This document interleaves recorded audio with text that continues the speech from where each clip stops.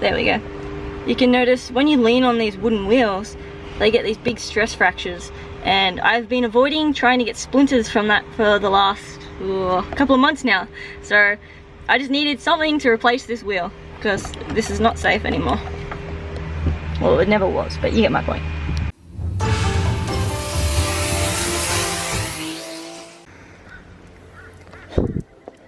Welcome to the vlog, guys. We have to take the Mira down to the shop this morning. We have some parts waiting. Whoops, and apparently I'm dropping all my stuff. So we had a few dramas with postage getting the parts in, so they're a little late, but they've rocked up to the shop.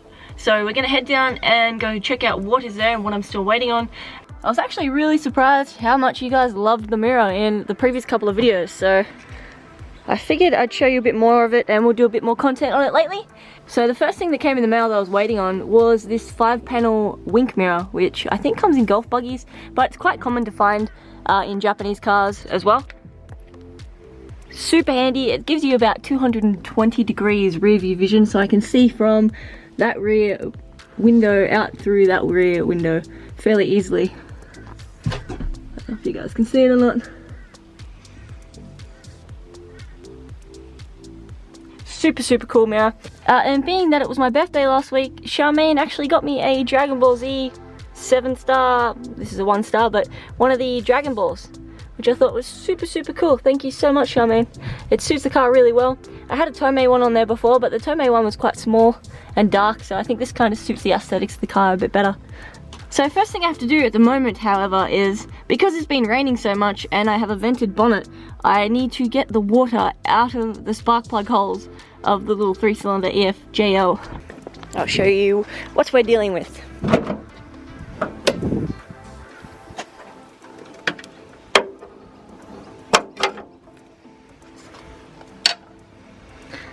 Alright, so we have this cute little bonnet scoop here. Now I think the original one must have had like some form of seal or some extra seal around it or something that stops all the water getting in and into the intercooler, because I think the water is running down through the intercooler and then somehow running down into the holes. I don't know how it's coming down into the holes, whether it's following the leads down or whether it's just leaking straight off the bonnet. Not fun times. I have puddles in there.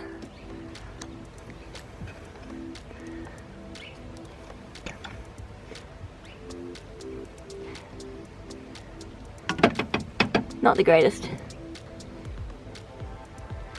Yeah, it's annoying. 1 and 2 are the worst, and the third one's usually pretty good. Yeah, see? So we're pretty good with number 3. So it must just be a seal thing. Okay.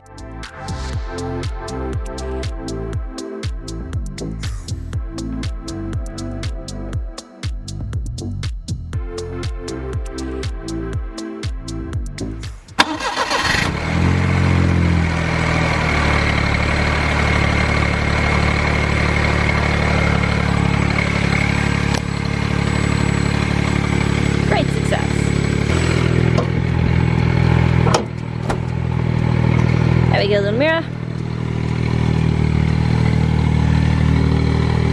It's so cute. I love it.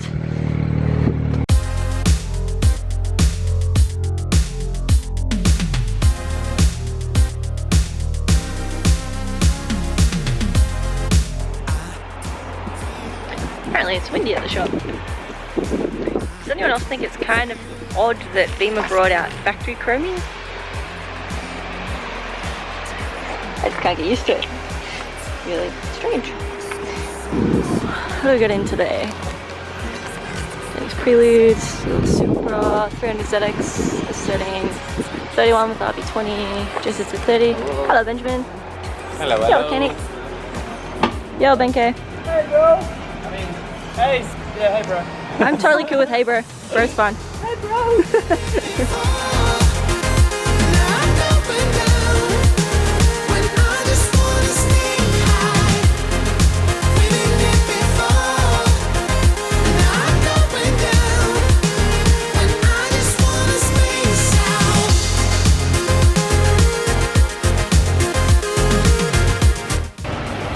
What is better than coffee and mail? I know exactly what this is, so let's open it. I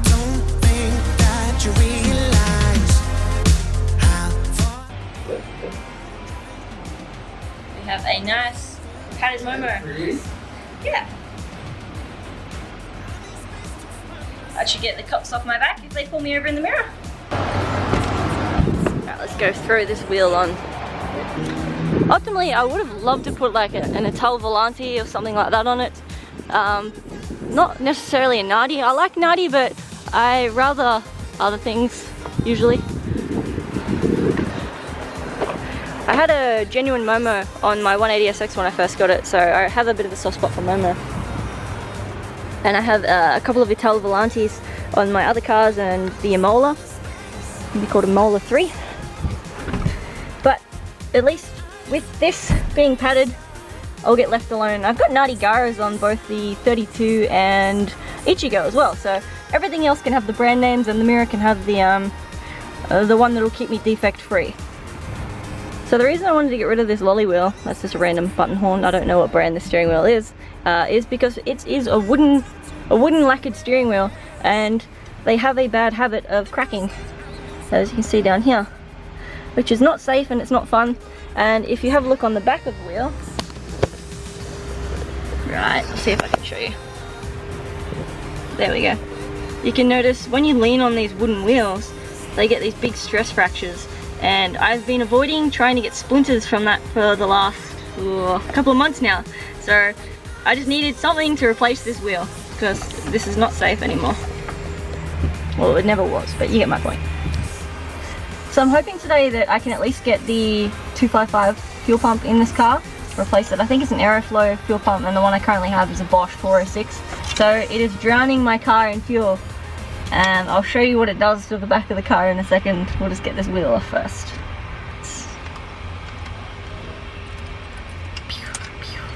Goodbye, lily wheel. Hello, Momo. Finally gonna have a black interior again. Ah! I'm so excited.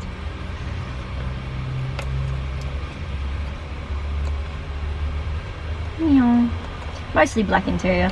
The inside of the car is still white because when I first bought the car was white, and then I resprayed it into the Millennium Jade. So I do have to do, like, you can see on the doors here, all my door trimmings, we've got these white metal bits, and then my pillars have white metal.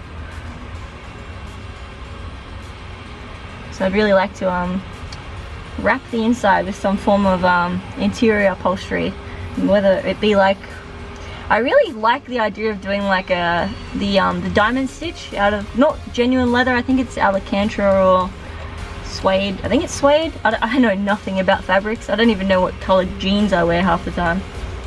But yeah, so I would really like to do some form of really cool interior detail on this thing.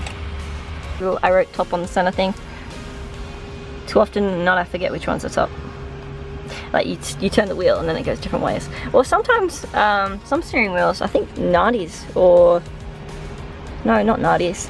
I don't remember what brand, but some of the brands for some reason these are offset, so the little holes will be on the sides here, and it'll be, instead of that configuration, it'll be in this configuration as straight, which is really annoying sometimes because if you get a Boss kit and you've straightened it to that, it means you have to readjust your tie rods and all that crap. So blah. Something tells me I should do like some thread sealant on these just in case. Alright, we are good and it's on. It's a very light little wheel. Oh crap, you know what we need to do after I put these little guys in? I have to pull the pad off and then hook up the horn. That way when the new horns, so we're getting hella horns, when the hella horns rock up in the next couple of weeks, I'll just be able to pull the factory horn connection out from underneath the engine bay and then hook them up. And then we'll have a proper horn. So at the moment my horn sounds like ass. Like, it sounds like a dying something, I don't know. It's pretty bad. A dying duck maybe. Like goes, ah!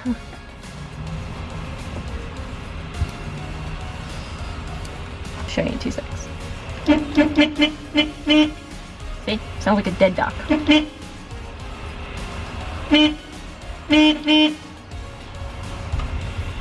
it's not straight, it's gonna screw with my OCD. Alright, look it.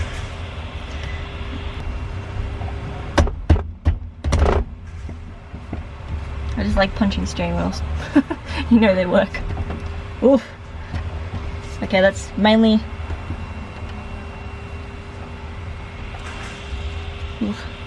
Alright, now for a bend test. Some of these can be horrible. Yeah, that's pretty bad. It's not the worst I've ever seen, but... see if I can bend it with one finger.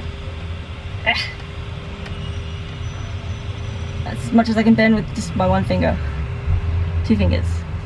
Thumbs, technically. Oh, yeah, right. That's scary. But the shaft, okay, so the steering column is kind of moving when I'm doing that though, so maybe it's just a bit of play through the whole lot of it. I need to go get some WD-40 though, because there's a tiny bit in here that makes squeaky noises.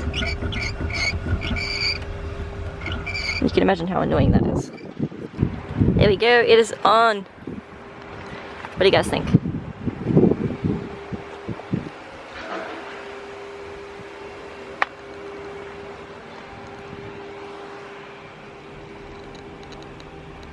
Put my face mask back on because COVID. Yeah. Now I just gotta change my seats up again.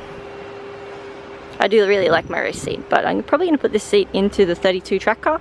That way I can stay still while drifting, because the factory 32 seats are not the best for it. Oh crap, oh crap, oh crap. I forgot to put the windows up in the mirror too. Oh!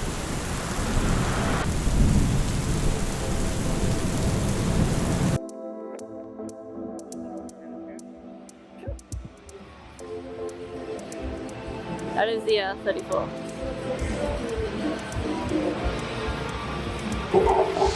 Looks like I have an unusual little guy in here. This is a concerto, I'm pretty sure it's called. Concerto? Concerto.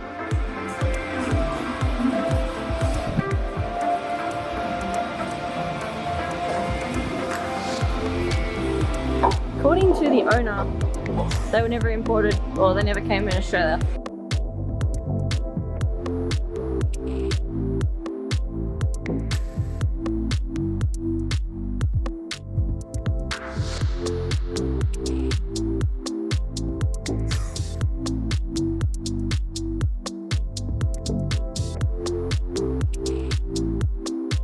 So I ended up stripping down the Sora, and it is being parted, unfortunately.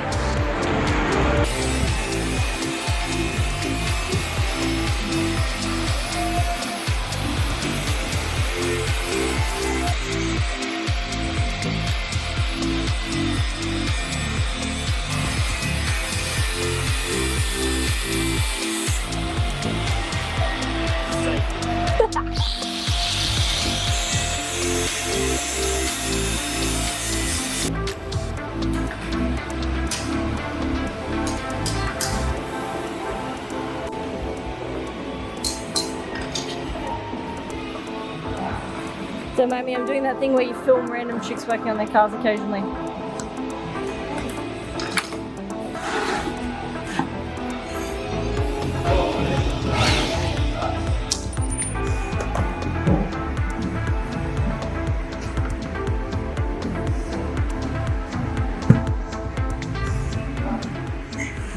And here you can see a female in the rare habitat. Alright, after much drilling, measuring, and more drilling, I have a switch panel with all my switches in there. It's not the straightest, but that's okay. For freehand, I don't mind. This will now go down the bottom here like this. And then I'll have all my lights and auxiliaries on this. And then this guy here is to tuck all the wiring and stuff in. It decided to start pouring again. But I'm keeping myself busy by doing all the wiring and little missile switch stuff. I hate wiring. I am so not good at it. So I missed the first half of tonight. I have been pulling apart the wiring in the rear bar on the Mira. I have rewired up the rear fog lights that I have. So these guys here for like snow and heavy mountainous conditions. Pulled the bar off, done the wiring under there. I've wired in the number plate light and the number plate, cleaned that up, put the tape on it. And right now I have the fuel tank on the ground because the tanks don't come out of these. You have to drop the tank to get to them. And I'm replacing the, I think it's the Bosch 406 with the Aeroflow 255. So the Aeroflow is smaller, and the 406 is a flex fuel fuel pump used for not only 98 but E85 tunes. It's overkill, very, very overkill. When you hear the term 406, it means it pumps 406 litres per hour, whereas the Walbro 255 pumps 255 litres per hour. Which is why having a tank this big, that is way overkill.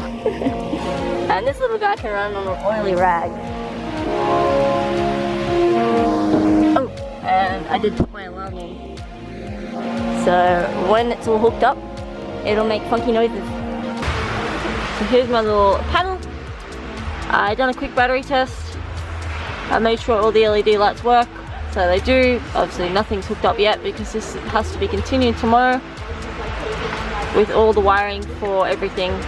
I'm also going to make a bracket that's going to come off the floor just to stop that from bouncing so much. I left it there because I wanted to be able to get the ashtray out here, which I can do without moving, and then that changing gears just hits it. So what I'm going to do tomorrow is drill out the bracket holes at the top here, slide this back probably a centimetre or so, and then that will clear all of that. I don't have to worry about any of that. And then with the little hole there, I need to wire in all the wiring through here. I might even try and tuck in some of this stuff. This is all my speaker wiring and sub wiring. Make the bracket for that to stop bouncing, and then we'll be sweet. I'm doing that thing where I'm eating gobstoppers again. So that is it for tonight, guys. I am gonna go so I can finish off my gobstoppers, and we shall finish the wiring for the Mira in the next vlog. Thank you guys very, very much for watching. Look forward to the finished result. I know I am, and we'll get to play around with it very, very soon. I am YouTubing, yes. Thank you, Benjamin. Sorry, it's a PG rated station. Do you want some gobstoppers? I've got a gobstopper. PG, Benjamin, PG. Oh, you can be PG. I've got the blurry feature. No, you've got no blur.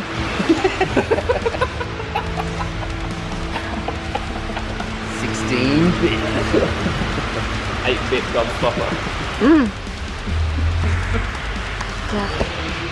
I don't know how to deal with these guys. Thank you much, Lee. Do you guys want some gobstoppers? I got like 4 in my mouth. See you guys next time.